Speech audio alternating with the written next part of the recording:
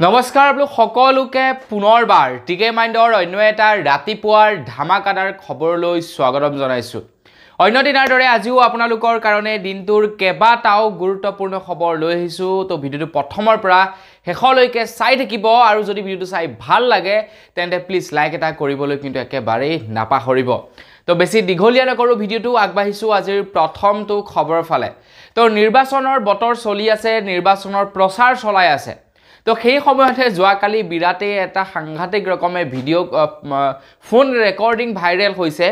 যেটো phone recording আছিলে BJP Assam পাৰ্টিৰ তৰফৰ পৰা কল কৰিছিলে সৰ্বসাধাৰণ জনসাধাৰণলৈ। তো আপোনালোকলৈ বাৰু কল আহিছিলে নে নাই অহা নিৰ্বাচনৰ পূৰ্বে কমেন্ট এটা কৰি জনাব। মোলৈকো আহিছিলে আসাম বিজেপি বুলি এনেকৈ ট্ৰু কলাৰত নামটি দেখা পাইছিলো। মই আসাম বিজেপি বুলি দেখাৰ লগে লগে কলটো ৰিচিভ নকৰিলো আৰু গম পাইছো তেওঁলোকৰ কিবা এইবিলাকে আৰু কথা বতৰা সুধিব বা তেওঁলোকক ভোট দিবলৈ ক'ব। তো মই সেইকাৰণে ৰিচিভ নকৰিলো। তো আপোনালোকলৈ তেনেকুৱা ধৰণৰ কল আহিছিলে নে নাই অহা কমেন্ট এটা কৰি জনাব। এতিয়া কল অহাটো ডাঙৰ কথা নহয়, এইটো বৰ ডাঙৰ কথা নহয়, কাৰণ ফোন কৰিছে বোলে মোক ভোটটো দিব আপুনি, ৰিকুৱেষ্ট কৰিছো, সেইটো ডাঙৰ কথা নহয়। কিন্তু আটাইতকৈ ডাঙৰ কথাটো হৈ গ'ল কালি যেটো কল ৰেকৰ্ডিং ভাইৰেল হৈছিলে, সেই কল ৰেকৰ্ডিংটো তেওঁলোকে কি কৰিছে, ইলেকশ্যন কমিশ্যনৰ ফালৰ পৰা তেওঁলোকে ফোন কৰিছো বুলি কৈ ফোন কৰিছে। সেইটো বেয়া কথা। যেতিয়া ইলেকশ্যন কমিশ্যনৰ হৈ ফোন কৰিছো আৰু আপোনালোকে বিজেপিক ভোট দিব এনেকুৱা ধৰণৰ যেতিয়া কথা ক'ব, তেতিয়া মানুহৰ এটা মনত মানে হেৰি হৈ যায় ন, যে হয় বিজেপিকে দিব লাগিব, ইলেকশ্যন কমিশ্যনৰ ফালৰ পৰা ফোন কৰি কৈছে। তো সেইটো কথা সেইটো কথা কিন্তু বেয়া কৰিছে। তো আপোনালোকলৈ তেনেকুৱা ধৰণৰ কল আহিছিলে নে নাই অহা কমেন্ট এটা কৰি জনাব। আগবাইছো ইয়াৰ পাছৰটো খবৰ ফালে। মানুহ সবেই লাগি আছে নিৰ্বাচনত। এইবাৰ নিৰ্বাচনত মানুহ এনেকৈয়ে লাগিলে মেট্ৰিকৰ পৰীক্ষাৰ ফলাফল ঘোষণা কৰা হ'ল, সেইটোৰ বিষয়ত মানুহবিলাক মানে জ্ঞাত নহল। মানুহবিলাক ইমানটো পাহৰি গ'ল নিৰ্বাচনত লাগি এইবাৰ, যে অহাকালিলৈ বা পৰহিলৈ আমাৰ ঘৰৰ ল'ৰা ছোৱালী কেইটাৰ যে ৰিজাল্ট ঘোষণা কৰিব মেট্ৰিকৰ, সেই কথাটোকে পাহৰি থাকিলে। আগৰবাৰ যেনেকৈ নেকি আমি নিৰ্বাচনৰ এইবাৰ যেনেকৈ নেকি ঢৌ দেখা পাইছো নিউজত, ঠিক তেনেকৈ আমি ইলেকশ্যনৰ আমাৰ পৰীক্ষাৰ ৰিজাল্টৰ ঢৌ দেখা পাওঁ। 10-15 দিন একদম কণ্টিনিউ যিসকল ল'ৰা ছোৱালী নেকি ভাল ৰিজাল্ট কৰে তেওঁলোকৰ বাতৰি, তেওঁলোকে কি কৰিব তেওঁলোকে কি নকৰিব, তো এইবিলাকৰ প্ৰচাৰ দেখা পাই থাকোঁ। কিন্তু এইবাৰ ৰিজাল্টটোৱে হঠাৎ ঘোষণা কৰি দিলে নে নিৰ্বাচনৰ মাজত ৰিজাল্টটো ঘোষণা কৰাৰ কাৰণে এনেকুৱা ধৰণৰ হ'ল, সেইটো এতিয়ালৈকে গম পোৱা নাই। কিন্তু এইবাৰ মানুহবিলাক সাংঘাতিক ৰকমে নিৰ্বাচনত লাগি পৰিছে। তো সেই সময়তে নিৰ্বাচনত লাগি থকাৰ মাজতেই খবৰ ওলাইছে আলুৰ দাম প্ৰতি কিলো বৰ্তমান 40 টকা হ'লগৈ। সিদিনাখনলৈকে প্ৰতি কিলো আলু আমি 25 টকাত লাভ কৰি আছিলোঁ, কিন্তু এতিয়া প্ৰতি কিলো খুচুৰা মাৰ্কেটত আলু 40 টকা, কাণপৰীয়া আলুকে ধৰি আলু এতিয়া 40 টকা পাইছেগৈ। গতিকে নিৰ্বাচনত লাগি আছো হয়, কিন্তু এইফালে বস্তু লাহে লাহে তলে দামো বাঢ়ি গৈ আছে। এয়া হয়তো বিহুৰ কাৰণেও হ'ব পাৰে বা নিৰ্বাচনৰ কাৰণেও হ'ব পাৰে। যি কি নহওক আৰু মুঠতে দাম বাঢ়িলে আমাৰেই লোকচান। আগবাইছো ইয়াৰ পাছৰটো খবৰ ফালে। অসমত তৃতীয় পৰ্যায়ৰ লোকসভা নিৰ্বাচন 7 মে তাৰিখৰ পৰা অনুষ্ঠিত কৰা হ'ব বুলি জনাইছে। 7 মে তাৰিখৰ পৰা অনুষ্ঠিত হ'ব। এতিয়া কোন কেইখন ডিষ্ট্ৰিক্টত এই তৃতীয় পৰ্যায়ৰ নিৰ্বাচন হ'ব মই আপোনালোকক জনাই দিছোঁ। সেইকেইখন হৈছে অসমৰ 4টা সমষ্টিত সৰ্বমুঠ নিৰ্বাচন হ'ব, লোকসভা নিৰ্বাচন হ'ব। এক হ'ল বৰপেটা 14, ধুবুৰী 13, কোকৰাঝাৰ 12 আৰু গুৱাহাটী 8। এই 4টা সমষ্টিত প্ৰায় 47 গৰাকী প্ৰাৰ্থীয়ে প্ৰতিদ্বন্দ্বিতা কৰিছে বুলি জনাইছে এইবাৰ নিৰ্বাচনত। প্ৰায় 47 গৰাকী প্ৰাৰ্থীয়ে প্ৰতিদ্বন্দ্বিতা কৰিছে। 47 গৰাকী প্ৰাৰ্থীক লৈ এইবাৰ নিৰ্বাচন হ'ব। আৰু মই যোৱাকালি আপোনালোকক খবৰ এটা জনাইছিলোঁ, বৰপেটাৰ পৰা এইবাৰ সাংঘাতিক ৰকমৰ এজন কেণ্ডিডেটে প্ৰতিদ্বন্দ্বিতা কৰিছে। যিজন কেণ্ডিডেটে কৈছে যদি তেখেতে বোলে জিকে, তেখেতে এজন সাধাৰণ মানুহ, তেখেতে বাৰু কোনো ধৰণৰ পাৰ্টিৰ পৰা উঠা নাই, একদম নিৰ্দলীয়ভাৱে উঠিছে, সাহস কৰিছে নিৰ্দলীয়ভাৱে খেলিবৰ কাৰণে। বাকী বাৰু যি কি নহওক তেখেতলৈ বহুত বেছি অভিনন্দন থাকিলে। তেখেত যদি কেনেবাকৈ জিকি যায় বিৰাটেই ভাল লাগিব। তো তেখেতেতো বিৰাট ডাঙৰ তেখেতে প্ৰতিশ্ৰুতি দিছে। তেখেতে যদি জিকি যায় ই ৰিক্সা ফ্ৰীকৈ প্ৰদান কৰিব, তেখেতে যদি জিকি যায় ফ্ৰী ৱাইফাই প্ৰদান কৰিব, তেখেতে যদি জিকি যায় বানপানী সমস্যা সমাধান কৰি দিব, তেখেতে যদি জিকি যায় ল'ৰা ছোৱালীক ফ্ৰীকৈ মোবাইল ফোন প্ৰদান কৰিব। গতিকে বৰপেটাবাসী ল'ৰাজনক যদি চিনি পায় আপোনালোকে সহায় সহযোগ কৰিব বুলি আশা থাকিল। আগবাইছো ইয়াৰ পাছৰটো খবৰ ফালে। ইয়াৰ পাছৰ খবৰটো ওলাইছে অৰবিন্দ কেজৰিৱালৰ ওপৰত। খবৰ ওলাইছে বৰ্তমান তেখেত তিহাৰ জেলত ভৰ্তি হৈ আছে।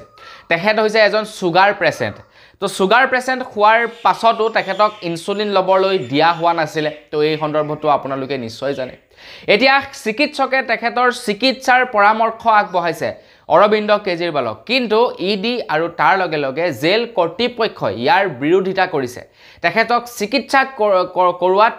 বাধা আৰোপ কৰিছে বুলি জনাইছে এতিয়া আম আদমি পাৰ্টিয়ে সন্দেহ কৰিছে যে অৰবিন্দ কেজৰিৱালক জেলতে গোপনে মৰাৰ প্লেন কৰা নাইতো ইডি আৰু তাৰ লগে লগে জেল কৰ্তৃপক্ষই তো এইটোটা তেওঁলোকে এতিয়া সন্দেহ কৰিছে এজন বেমাৰী মানুহ তো তেখেতক ইনচুলিন ল'বলৈ মানা কৰিছে তেখেতে আম খোৱাৰ কাৰণে কৈছে যে তেখেতে জানি বুজি আম খাইছে তেখেতৰ সুগাৰ লেভেল বাঢ়িবৰ কাৰণে তো এনেকুৱা ধৰণৰ কথা আৰু বাকি তেখেত হয় বাৰু আম খালেতো সুগাৰ লেভেল বাঢ়িবই সেইটো কোনো কথা নাই কিন্তু হেবুলি আৰু নাখাবনে মানুহ আৰু তেখেতলোক হৈছে নিতো ভাল খোৱা মানুহ তো ডায়েটত থকা মানুহ খাবই আৰু ফলমূল এইবিলাক বস্তু আগবাইছো ইয়াৰ পাছৰটো খবৰ ফালে ইয়াৰ পাছৰ খবৰটো ওলাইছে বিজেপি পাৰ্টিৰ ওপৰত বিজেপি পাৰ্টিয়ে বিৰাটেই ডাঙৰ লেকচাৰ দিয়ে তেওঁলোকে বিৰাট ডাঙৰ প্ৰতিশ্ৰুতি আগবঢ়ায় কিন্তু প্ৰতিশ্ৰুতি কিমান পৰিমাণে সফল হৈছে সেইটোৰ ওপৰত বাৰু মই আপোনালোকক আজিৰ এইটো ভিডিঅ'ত ক'বলৈ নাযাওঁ আজি মই আপোনালোকক ক'বলৈ আহিছোঁ বিজেপিয়ে দুটা প্ৰতিশ্ৰুতি তেওঁলোকে গৌৰৱেৰে কৈছিলে যে এইবাৰ নিৰ্বাচনত তেওঁলোকে 400 সিট দখল কৰিব বুলি কৈছিলে এতিয়া 400 সিট দখল কৰিব নে নকৰিব সেইটো আমি অনাগত ৰিজাল্টৰ ওপৰত এৰি দিলোঁ কিন্তু আমি এতিয়া বিজেপিৰ এটা তেওঁলোকৰ গৌৰৱ এটা তেওঁলোকে যি নেকি প্ৰতিশ্ৰুতি দিছিলে তেওঁলোকৰ যি নেকি শ্লোগান আছিলে সেই শ্লোগান মিথ্যাচাৰত পৰিৱৰ্তন হোৱা দেখা পাইছোঁ সেইটো হৈছে 100% ভোটাৰে গৈ ভোট দিয়াটো আমাৰ ভাৰতবৰ্ষত যিমান পৰিমাণৰ ভোটাৰৰ নাম আছে তেওঁলোকে প্ৰত্যেকজনেই কি হয় নিৰ্বাচনত গৈ ভোট নিদিয়ে আৰু বিজেপিয়ে কৈছিলে যে আমি 100% ভোটাৰক আকৰ্ষিত কৰিম 100% ভোটাৰক ভোট দিবৰ কাৰণে উৎসাহিত কৰিম তেওঁলোকে যাতে তেওঁলোকৰ বহুমূলীয়া ভোটটি ৰাইট পাৰ্সনক গৈ দিয়েগৈ কিন্তু আটাইতকৈ দুখৰ কথাটো হৈ গ'ল যে এইবাৰ নিৰ্বাচনত আটাইতকৈ কম ভোটাৰে ভোটদান কৰিছে মাত্ৰ 66% মানুহেহে ভোটদান কৰিলে প্ৰথম পৰ্যায়ত গতিকে বিজেপিয়ে এইটো ক্ষেত্ৰত কিন্তু সম্পূৰ্ণৰূপে বিফল হৈছে বুলি ক'ব পাৰি কাৰণ এটলিষ্ট ধৰি লওক অলপমান কম হ'লে বেলেগ কথা 44% ভোটাৰেই ভোট দিবলৈ যোৱা নাই এতিয়া কিয় যোৱা নাই হয়তো চৰকাৰৰ ওপৰত আস্থা হেৰাই গৈছে নতুবা ইলেকশ্যন প্ৰক্ৰিয়াটোৰ ওপৰতে কাৰোবাৰ হয়তো আস্থা হেৰাই যাব পাৰে তো সেই কাৰণে হয়তো ভোট দিবলৈ নাই যোৱা এবাৰ বেলেগৰ কথানো কি কম মোৰ ওচৰে পাজৰে থকা বহু মানুহে ভোট দিবলৈ নাযাওঁ বুলি মোক কৈছে যে মই নাযাওঁ বুলি ভাবিছিলোঁ কিন্তু প্ৰথমবাৰ নাম উঠাৰ কাৰণে নামটো কাটি দিব বুলি গৈ ভোটটো দিছোঁ ঠিক তেনেকুৱা ধৰণৰ কথা আগবাইছো ইয়াৰ পাছৰটো খবৰ ফালে আপোনালোকে আজমল ডাঙৰীয়াকটো নিশ্চয় চাগে চিনি পায় বিভিন্ন সময়ত বিভিন্ন বিতৰ্কিত মন্তব্যৰে তেখেতে বিৰাটেই প্ৰচাৰত থাকে আজমল ডাঙৰীয়া তেখেতে এনেকুৱা কিছুমান কাম কৰি পেলাই নিউজ একদম পুৰা তেখেতে নিউজ ফালি থাকে মানে নিউজতে নিউজ তেখেত মানে সবফালে আজমল ডাঙৰীয়া সবফালে আজমল ডাঙৰীয়া এতিয়া বিজেপিয়ে কয় যে আমাক মুছলিম ভোট নালাগে মুছলমানৰ ভোট আমাক নালাগে তো সেই সময়তে আজমল ডাঙৰীয়া হৈ গ'ল মুছলমান AIUDF সম্পূৰ্ণৰূপে এটা মুছলিম তেওঁলোকৰ দল বুলিয়ে ক'ব পাৰি বাৰু যি কি নহওক কৈছোঁ আৰু মুছলিম দল বুলিয়ে কৈ দিলোঁ যিয়ে হওক বাৰু AIUDF তো বন্ধু বান্ধৱীসকল সেই সময়তে সেইটো হিচাপত মানে মুখ্যমন্ত্ৰী ডাঙৰীয়াৰ তেনেকুৱা ধৰণৰ যি নেকি তেওঁলোকে কথা কয় যে আমাক মুছলিম ভোট এটাও নালাগে তো তেনেকুৱা ধৰণৰ কথাৰ পৰা চাবলৈ গ'লে আজমল ডাঙৰীয়া মুখ্যমন্ত্ৰী ডাঙৰীয়াৰ এগেইনষ্টত হ'ব লাগে না কি কয় নহয় জানো কাৰণ আজমল ডাঙৰীয়া হৈছে মুছলমান ধৰ্মী মানুহ আৰু মুছলমানৰ তেখেতৰ মেইন ভোট কেন্দ্ৰ মুছলমানেই আৰু এইফালে বিজেপি পাৰ্টিয়ে কৈ দিয়ে আমাক মুছলমান ভোট এটাও আমাক নালাগে আৰু বিভিন্ন সময়ত আমি আজমল ডাঙৰীয়াক বিভিন্ন ধৰণৰ কটু মন্তব্য কৰা আমি দেখা পাই থাকোঁ মন্ত্ৰী হিমন্ত বিশ্ব শৰ্মাদেৱক তো সেই সময়তে এতিয়া কংগ্ৰেছে আকৌ আজমল ডাঙৰীয়াৰ ওপৰত এলিগ্ৰেশ্যন লগাইছে কংগ্ৰেছে কৈছে যে আজমলে বোলে বিজেপিয়ে চাই দিয়া হেলিকপ্টাৰত বিজেপিয়ে বন্দবস্ত কৰি দিয়া হেলিকপ্টাৰত ঘূৰি নিৰ্বাচনৰ প্ৰচাৰ চলাইছে বুলি জনাইছে মানে ইনডাইৰেক্টলি এইটো ক'ব বিচাৰিছে যে আজমলে AIUDFৰ কাৰণে ভোট নহয় আজমলে ভোট বিচাৰিছে কাৰ কাৰণে বিজেপিৰ কাৰণে ইনডাইৰেক্টলি বোলে বিজেপিৰ কাৰণে ভোট বিচাৰিছে বুলি জনাইছে ইয়াৰ ওপৰত এতিয়ালৈকে আজমল ডাঙৰীয়াই বাৰু একো প্ৰত্যুত্তৰ দিয়া নাই কংগ্ৰেছ পাৰ্টিক দেখা যাওক যে কি প্ৰত্যুত্তৰ দিয়ে আজমল ডাঙৰীয়াই এই সন্দৰ্ভত আগবাইছো ইয়াৰ পাছৰটো খবৰ ফালে ইয়াৰ পাছৰ খবৰটো ওলাইছে জমেটোৰ ওপৰত তো জমেটোৱে এতিয়া ৱৰ্ল্ডৰ ভিতৰতে লাৰ্জেষ্ট ফুড ডেলিভাৰী ভান নিৰ্মাণ কৰিছে ফুড ডেলিভাৰী ভান বৰ্তমানলৈকে আমাৰ গোটেই বিশ্বৰ কথাই কৈছোঁ আৰু য'ত নেকি ফুড ডেলিভাৰ্ড কৰা হয়, ফুড মানে আপোনাৰ ঘৰে ঘৰে যে গৈ যে আপোনাৰ হোম ডেলিভাৰী কৰে, ফুড হোম ডেলিভাৰী। তো যিসকল ল'ৰাবিলাকে কৰে তেওঁলোকে কি কৰে, মেক্সিমাম সময়ত বাইকৰ পাছফালে সৰু এটা ট্ৰলি বান্ধি তাত তেওঁলোকে ফুড ডেলিভাৰ কৰে। কিন্তু এতিয়া জমেট'ৰ তৰফৰ পৰা ইলেক্ট্ৰিক ফুড ভেন নিৰ্মাণ কৰিছে, ফুড ডেলিভাৰী ভেন, আৰু তাৰ জৰিয়তে এতিয়া ফুড ডেলিভাৰী কৰিব বুলি জনাইছে, যাৰ জৰিয়তে নেকি ল'ৰাবিলাকে বেছিকৈ পইচা উপাৰ্জন কৰিব পাৰিব। আৰু সেই ফুড ডেলিভাৰী ভানখন হয়তো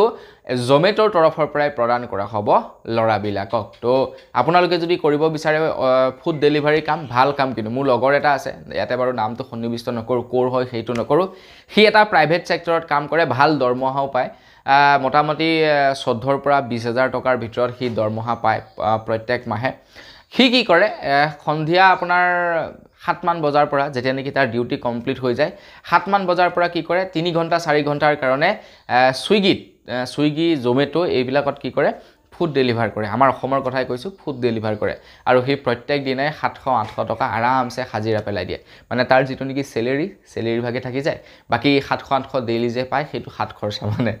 মানে এইটো খৰচা কৰিলে সিটো খৰচা কৰিলে। আৰু ইয়াতে এনেকুৱা ধৰণৰ যে আপুনি কাম কৰিবই লাগিব যে সেইটো কথা নহয়, আপোনাৰ কাম কৰিবলৈ মন আছে তো কৰক, কাম কৰিবলৈ মন নাই, কোনো দৰকাৰ নাই কৰিবলৈ, আপোনাক কোনো ধৰণৰ প্ৰেছাৰ নিদিয়ে, আপুনি যেইটা বজাৰ পৰা কাম কৰিবলৈ ইচ্ছা কৰে সেইটা বজাৰ পৰা কাম কৰিব পাৰিব। এইটো তাৰমানে জমেট'ৰ পাৰ্ট টাইম জব কৰা লোকসকলৰ বিৰাটেই এটা মানে ভাল ব্যৱস্থা। তো আপোনালোকে যদি কৰিব বিচাৰে মোৰ লগৰজনৰ নিচিনা কৰিব পাৰে। কাৰণ চাওক, ডেইলি এভাৰেজ যদি 500কেও ধৰে, 3-5-15,000 টকা প্ৰত্যেক মাহে তাৰ আহি আছে, খৰচা বৰ্চা আঁতৰাই। আৰু এইফালে যদি আপোনাৰ 20,000 টকা পায় কোম্পানীৰ ফালৰ পৰা, কিমান হ'ল 35,000 টকা, আৰু কি লাগে। আগবাঢ়িছোঁ ইয়াৰ পাছৰটো খবৰ ফালে। ইয়াৰ পাছৰ খবৰটো ওলাইছে টেছলা আৰু আমাৰ ভাৰতবৰ্ষৰ কোম্পানী টাটাৰ ওপৰত। টেছলা কোম্পানী আমাৰ ভাৰতবৰ্ষলৈ আহিব। টেছলা আৰু টাটা কোম্পানীৰ মাজত এক গোপন চুক্তি হৈছে বুলি খবৰ ওলাইছে। এতিয়া সেই চুক্তিখনত কি আছে এই সন্দৰ্ভতটো গম পোৱা নাই।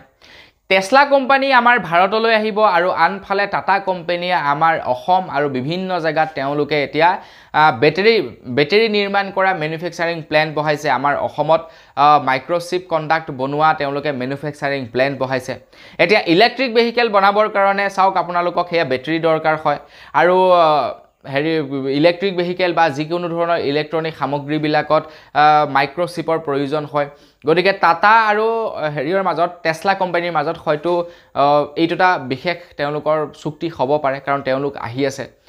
টেছলা কোম্পানীও জানে যে আমি ভাৰতৰ পৰাই যদি বস্তু লওঁ তেতিয়া আমি কম দামতে পাম। তো সেই বস্তুবিলাক যদি আমি বাহিৰৰ পৰা আনিবলৈ যাওঁ, বেছি দাম ভৰিব লাগিব, তেতিয়া কি হ'ব, গাড়ীখনৰ দামটো বঢ়াব লাগিব, এনেকুৱা ধৰণৰ কথা। আৰু তো এতিয়া টেছলা কোম্পানী আৰু টাটাৰ মাজত যি সম্পৰ্ক হৈ আছে, মানে যি চুক্তি হৈছে, তো সেই চুক্তিৰ বিষয়ে যদি অনাগত সময়ত গম পাওঁ মই আপোনালোকক নিশ্চয় জনাম বাৰু। আৰু টেছলা মালিক আমাৰ ভাৰতলৈ আহিব এই বছৰৰ লাষ্টৰ ফালে। দেখা যাওক যে কি ডিচিশ্যন লয়। আগবাঢ়িছোঁ ইয়াৰ পাছৰটো খবৰ ফালে। 21 এপ্ৰিলৰ তাৰিখৰ দিনাখন আই থিংক KKR আৰু RCBৰ মাজত এখন মেচ হৈছিলে। আপোনালোকে বাৰু চাইছিলে নে নাই চোৱা, কমেণ্ট এটা কৰি জনাব। 21 তাৰিখ নে 22 তাৰিখ, এই দুটাৰ ভিতৰতে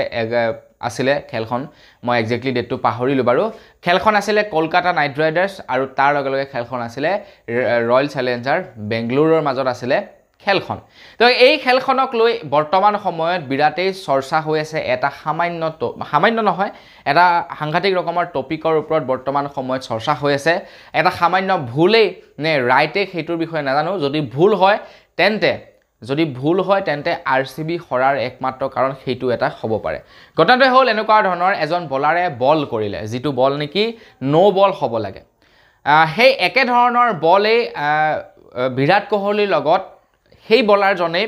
যেতিয়া নেকি ইণ্টাৰনেশ্যনেল খেল বা ধৰি লওক ডাঙৰ খেলবিলাক হৈ থাকে, তেতিয়া যেতিয়া নেকি ওৱান ডে মেচ হৈছিলে, ওৱান ডে মেচত যেতিয়া নেকি সেই একেজন বলাৰে সেই একেটা বলকে একেটা ধৰণে যেতিয়া নেকি বলিং কৰিছিলে, তেতিয়া ন' বল দিয়া হৈছিলে। কিন্তু যেতিয়া নেকি IPL খেলত সেই একেজন বলাৰে একেজন বেটছমেনকেই একেটা বলকেই যেতিয়া নেকি থ্ৰ' কৰিলে, তেতিয়া সেই বলটো ৰাইট বল দিলে আৰু RCBৰ আপোনাৰ বিৰাট কোহলি আউট হ'ল। তো আপোনালোকে খেলখন চাব, 21 তাৰিখ নে 22 তাৰিখৰ আছিলে। তো এই টপিকটোক লৈ এতিয়া পূৰা চৰ্চা চলি আছে। একাংশ লোকে কৈছে যে এইটো আউট নহয়, আৰু দুই এজনে কৈছে এইটো আউট হয় বুলি। আনকি নৱজিত সিদ্ধু, আপোনালোকে জানে ইণ্ডিয়ান এজন ক্ৰিকেটাৰ আছিলে, তেখেতেও কৈছে যে এইটো নট আউট হয়। এইটো নো বল হয় মানে বলটো পুৰা ওপৰত আহিছিলে এনেকুৱাত আহিছিলে তো সেইটো নো বল হয় তো এতিয়া দেখা যাওক যে কি ডিসিশন লয় পাছলৈ এম্পিয়াৰজনৰ ওপৰত আগবাইছো ইয়াৰ পাছৰটো খবৰ ফালে ইয়াৰ পাছৰ খবৰটো ওলাইছে জাপানৰ ওপৰত তো বন্ধু বান্ধৱীসকল জাপানৰ যিখন নেকি পাছপোৰ্ট আছে আপোনালোকে বাৰু জানেনে জাপানৰ পাছপোৰ্টখন হেনো ৱৰ্ল্ডৰ ভিতৰতে মোষ্ট পাৱাৰফুল পাছপোৰ্ট বুলি কৈছে যদি জাপানৰ পাছপোৰ্ট থাকে জাপানৰ কোনো এজন ব্যক্তিৰ হাতত তেন্তে তেখেতক কোনো ধৰণৰ ভিজাৰ প্ৰয়োজন নাই ভিজা নোহোৱাকৈ 190খন কাণ্ট্ৰিত তেখেতলোকে ঘূৰিব পাৰে 195খন কাণ্ট্ৰিৰ ভিতৰত 190খন কাণ্ট্ৰিতে তেওঁলোকে উইদাউট ভিজাত তেওঁলোকে ঘূৰিব পাৰে কেৱল পাছপোৰ্টখন লৈ জাপানৰ পাছপোৰ্ট বাকি বেলেগ দেশৰ যিবিলাক নেকি পাছপোৰ্ট আছে তেওঁলোকে পাছপোৰ্ট বনালেও লগতে ভিজা ল'বই লাগিব ভিজা ললেহে বাহিৰা দেশলৈ যাব পাৰিব কিন্তু জাপানৰ যিখন নেকি পাছপোৰ্ট সেইখন পাছপোৰ্টৰ জৰিয়তে তেওঁলোকে 190খন কাণ্ট্ৰিত ঘূৰিব পাৰে উইদাউট পাছপোৰ্টত আৰু সেই কাৰণে জাপানৰ পাছপোৰ্টখন হেনো ৱৰ্ল্ডৰ ভিতৰতে মোষ্ট পাৱাৰফুল পাছপোৰ্ট বুলি জনাইছে তো এইটো যদি আপোনালোকে প্ৰথমবাৰৰ কাৰণে জানিছে প্লিজ লাইক এটা কৰিব চেনেল যদি এতিয়ালৈকে সাবস্ক্ৰাইব কৰা নাই তেন্তে চেনেলটো সাবস্ক্ৰাইব কৰি ল'ব আগবাইছো ইয়াৰ পাছৰটো খবৰ ফালে আমাৰ অসমৰ ক্ৰিকেট এছ'চিয়েশ্যনে জাৰি কৰিলে আণ্ডাৰ 16ৰ ক্ৰিকেটাৰ সকলৰ লিষ্ট তো স্ক্ৰিনত মই আপোনালোকক দি দিছো চাওক আপোনালোকৰ ঘৰৰ ওচৰে পাজৰে খেলি থকা লৰাটো হয়তো অসমৰ হৈ খেলিব পাৰে অসমৰ হৈ আণ্ডাৰ 16 হয়তো খেলিব পাৰে আণ্ডাৰ 16 টো ৰঞ্জি ট্ৰফি বুলি কয় নি বাৰু মানে কোনটো জানো কয় খেলৰ বিষয়ে বৰ বিশেষ নাজানো তো আজিকালি এইবিলাকত জুনে নেকি ভাল পাৰফৰমেন্স কৰে আজিকালি সব খেলবিলাক আকৌ আপোনাৰ টেলিকাস্ট কৰা হয় আণ্ডাৰ 16 আণ্ডাৰ 19 সব খেলবিলাক কি হয় আপোনাৰ মানে টেলিকাস্ট কৰে হা তো টেলিকাস্ট কৰাৰ পাছত তাৰ পৰাই কি হয় প্লেয়াৰ বাছে আইপিএলৰ কাৰণে আইপিএলৰ পাছত আৰু আইপিএলত পালে আৰু পইচাটো আহি গ'ল ধাৰাধৰ পইচা তো আপোনালোকৰ ল'ৰা ছোৱালীও যদি খেলে ক্ৰিকেট এছ'চিয়েশ্যনত আমাৰ আসাম ক্ৰিকেট এছ'চিয়েশ্যনত তো চাওক লিষ্টখন তো আপোনালোকৰ যদি কোনোবা আছে তেন্তে লাইক এটা কৰি থৈ যাব ভিডিঅ'টোত আগবাইছো ইয়াৰ পাছৰটো খবৰ ফালে মই আপোনালোকক যোৱাকালিৰ ভিডিঅ'টো জনাইছিলোঁ যে আমাৰ অসমত নতুনকৈ আৰু 203খন খুৰাৰ বিপণী খুলিব বুলি মই আপোনালোকক জনাইছিলোঁ কৈছিলোঁ যে ক'ত ক'ত দিব এই সন্দৰ্ভত নাজানো কিন্তু 203খন খুৰাৰ বিপণী আমাৰ অসমত পুনৰবাৰ লাইসেন্স দিব বুলি কৈ আপোনালোকক মই যোৱাকালি জনাইছিলোঁ তো আজি মোৰ ওচৰত আহি গ'ল লিষ্টখন ক'ত ক'ত খুৰাৰ বিপণী খুলিবৰ কাৰণে অনুজ্ঞাপত্ৰ দিয়া হ'ব ভিডিঅ'ৰ স্ক্ৰীনত মই আপোনালোকক দি দিছোঁ চাই লওক এই কেইখন ডিষ্ট্ৰিক্টত খুৰাৰ বিপণী খুলিবৰ কাৰণে কেইখনকৈ অনুজ্ঞাপত্ৰ দিব মই স্ক্ৰীনত আপোনালোকক দি দিছোঁ আপোনালোকৰ তাত আপোনাৰ ডিষ্ট্ৰিক্টতো যদি খুৰাৰ অনুজ্ঞাপত্ৰ দিয়া হ'ব তো আপোনালোকে এপ্লাইটো কৰিবলৈ নাপাহৰিব মদৰ বিজনেছত সবচে বেছি টকা আগবাইছো ইয়াৰ পাছৰটো খবৰ ফালে নিৰ্বাচনৰ প্ৰচাৰ চলি আছে যোৱাকালি একপি ফটো দেখা পালো আপোনালোকেও চাওক ফটোকপি এই কপি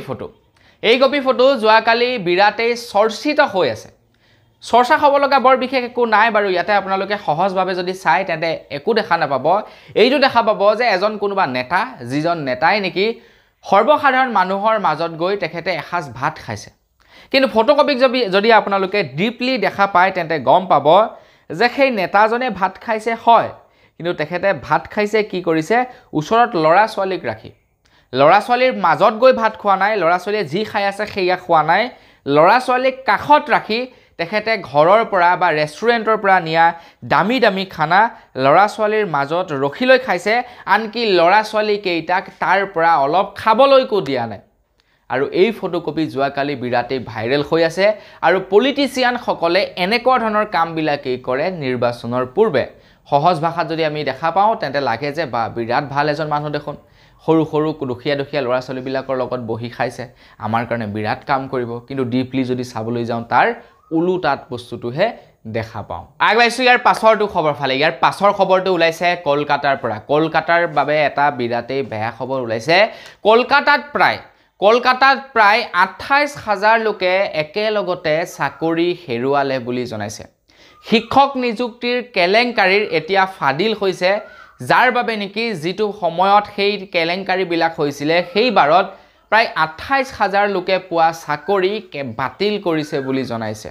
হাইকোৰ্টে জনাইছে যে তেওঁলোকে এতিয়া 8 মাহৰ দৰমহা চৰকাৰক ঘূৰাই দিব লাগিব